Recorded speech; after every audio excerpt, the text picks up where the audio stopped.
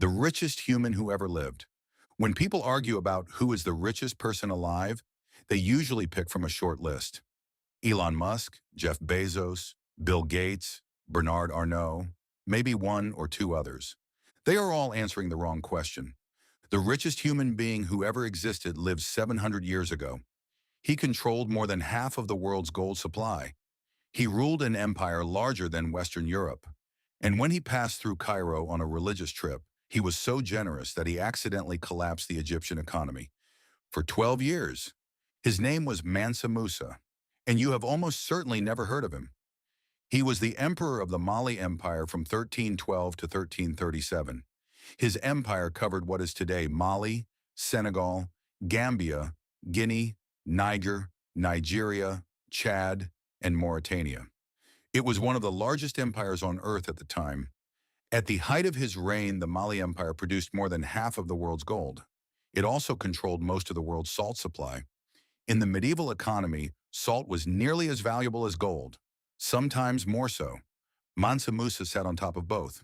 Historians who have tried to estimate his wealth in modern terms have largely given up. The words used in academic papers include incomparable, incalculable, and in one case, a number that does not translate. Those who do give a figure say $400 billion minimum in today's money. Some economists say more. Many refuse to answer because the comparison breaks down. For context, Elon Musk at his absolute peak was valued at approximately $340 billion. He was considered the wealthiest human alive. Mansa Musa was richer 700 years ago, before electricity, before industry, before the internet, before any of the mechanisms we use today to accumulate wealth at scale. He was richer. In 1324, Mansa Musa decided to make the Hajj.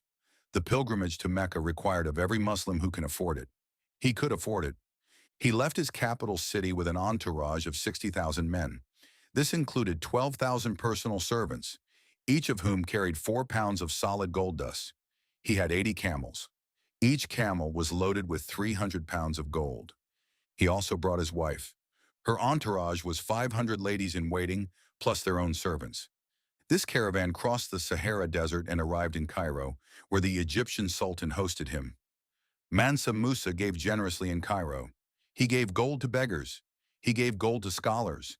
He gave gold to the poor. He paid for construction. He paid for mosques. He was, by all contemporary accounts, extraordinarily and continuously generous throughout his stay. The problem was the quantity. When you introduce enormous amounts of any commodity into a market, the price of that commodity falls. This is not a complex economic concept. This is supply and demand. More gold, same amount of goods, gold becomes worth less. Mansa Musa flooded the Cairo gold market so completely that the price of gold in Egypt collapsed. Not temporarily. For 12 years, Egypt's economy suffered from the inflation caused by one man's generosity during what was essentially a layover.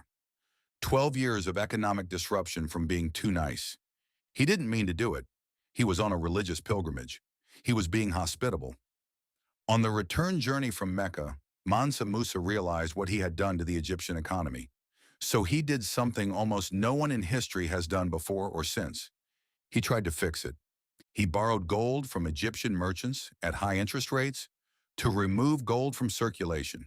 He was intentionally taking gold back out of the market to increase its scarcity and drive the price back up. He paid the interest. He could afford it. He crashed a regional economy by accident, then paid out of pocket to repair the damage, and went home with money left over. Word of this man spread. In 1375, a Spanish cartographer named Abraham Cresques produced what is called the Catalan Atlas. It remains one of the most detailed medieval maps of the world and one of the most important documents in the history of European cartography. In the center of the African continent, there is a figure. He sits on a golden throne. He wears a golden crown. He holds a golden scepter in one hand and a golden orb in the other. The caption reads, "This lord is the richest and most noble king in all the land." Mansa Musa is the only person drawn on the map of Africa, on a map of an entire continent. He is so famous and so undeniably real in the European imagination that he is the only thing worth marking. He went home from his pilgrimage and built the Jingureber Mosque in Timbuktu. It is still standing today. He built universities. He built libraries. Under his rule, Timbuktu became one of the most important centers of Islamic scholarship in the world.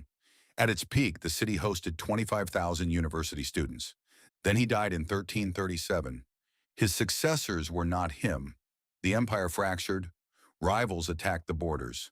The gold remained in the ground, but the organization required to extract and sell it fell apart. And Mansa Musa slowly became, to most of the world, a footnote, the richest person in human history, a man so wealthy that walking through a city was an economic event, a man who could not be generous without causing catastrophe, a man who appears on medieval European maps as the only person worthy of representing an entire continent. A footnote. So the next time someone tells you that Elon Musk is the richest person who ever lived, you now have a more accurate answer. Elon Musk is the richest person alive right now. The richest person ever crashed the gold market of a foreign country while on vacation, paid to fix it out of personal funds, continued his trip, came back, and built a university. And he never heard of Elon Musk, because Elon Musk wasn't born for another 650 years.